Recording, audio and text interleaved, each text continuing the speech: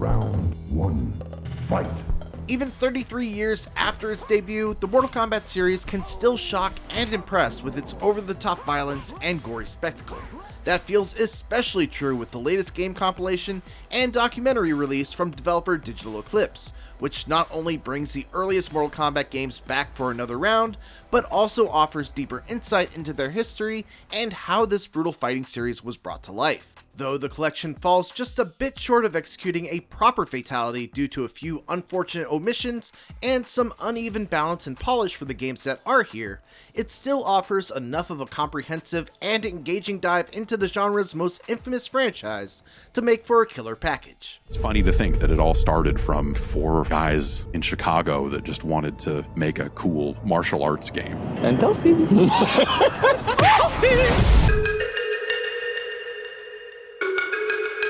Focusing primarily on the history behind the games that defined the first 10 years of Mortal Kombat, the Legacy Collection really leans into the formative hits.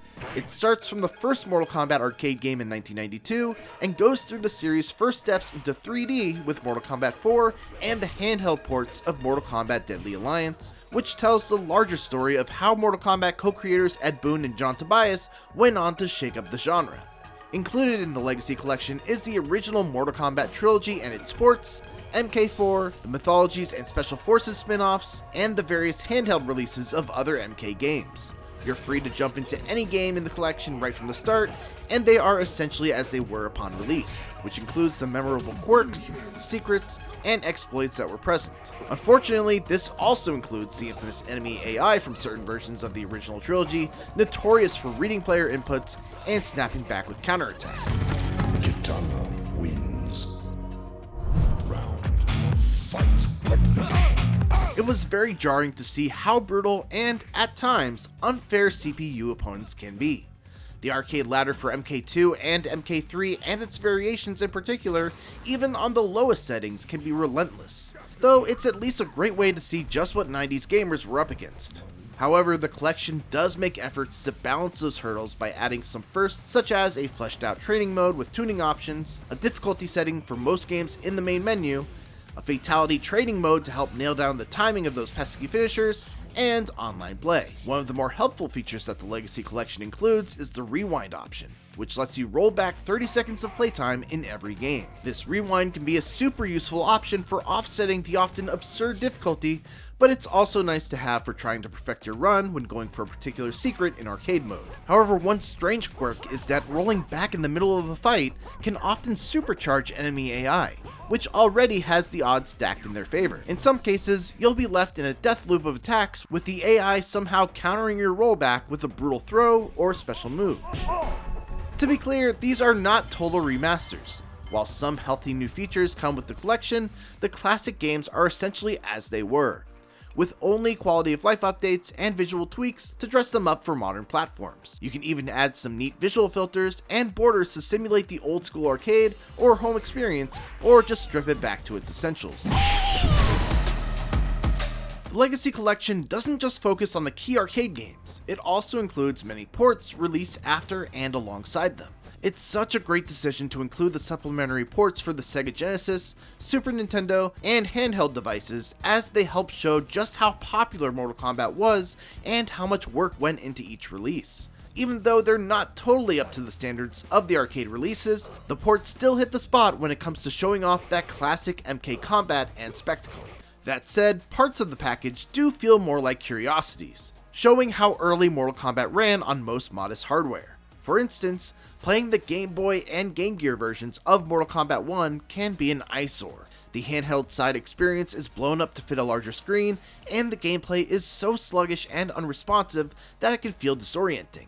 It would have been nice to have an option to shrink the screen to a more visually appealing scope, but that's not available in the collection. Still, it's good to have them for posterity's sake, as they are vital parts of MK history. It's especially great to have a new way to play the PS1 edition of Mortal Kombat Trilogy, which is essentially the Super Smash Bros. Of the Mortal Kombat series with its massive roster. The Legacy Collection also improves it with greatly reduced load times, which makes it likely the best version of MK Trilogy available. It's a fantastic addition to the overall collection. One of the most anticipated inclusions is the fabled WaveNet release of Ultimate Mortal Kombat 3, an updated version of the arcade game that rebalanced the combat, featured Noob Saibot and Human Smoke as unlockable characters, and also had the then rare opportunity to play online against arcade players. This is such a tremendous find, making the collection feel all the more comprehensive as it allows longtime fans to play the lost release of Ultimate Mortal Kombat 3, and it runs incredibly well. Unfortunately, the one game that feels the most unpolished is Mortal Kombat 4, which is appropriate given that it's the series' first crack at 3D combat in the arcade. The version included in the package is the finalized arcade release, which has some odd visual and gameplay bugs. Some of the new additions with the Legacy Collection seem to magnify its quirks too, such as stage geometry popping out of view or obstructing the action, or instances in the training mode with characters getting stuck out of bounds.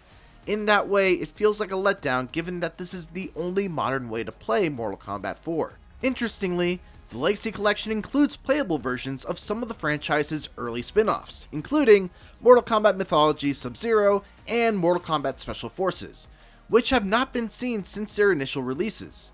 Instead of fighting games, Mythologies and Special Forces try to inject the over-the-top violence and spectacle into action stages. Unfortunately, the two spin-offs have not gotten better with age, even with some minor improvements to controls. They are easily the weakest games of the package, being both frustrating and unintentionally hilarious to sit through. But the inclusion of these games is still very much welcome because they were, at the time, ambitious swings for the series to try something different. It's commendable that the collection includes these misfires and gives them equal attention alongside the hits. It also highlights that they served as stepping stones for more well-rounded spin-offs that were to come. Hey, have you heard of this game, Mortal Kombat? What is Mortal Kombat? It's like Street Fighter, but you could fucking kill people. Whoa! We get to see the series' growth well in the documentary mode, which is where the Legacy Collection truly shines as a fantastic celebration. Much like Digital Eclipse's work on the making of Karateka and Tetris Forever, the documentary mode is displayed as an explorable timeline that shows factoids about the series, interviews, archival footage of development, deleted characters and special moves, and even classic commercials and arcade advertising for each of the key games. The documentary mode is a fantastic history lesson, not just on the series, but also on video game development and shifting pop culture during the 1990s. With new interviews of key creatives from Williams Entertainment, Midway, and NetherRealm Studios, the documentary offers a detailed account of the developers' roots in pinball games and how Mortal Kombat became a lightning rod for the backlash against violence in media during the 90s. Blood splatters from the contestants' heads. When a player wins, the so-called death sequence begins. The game narrator instructs the player to finish, and I quote, finish his opponent.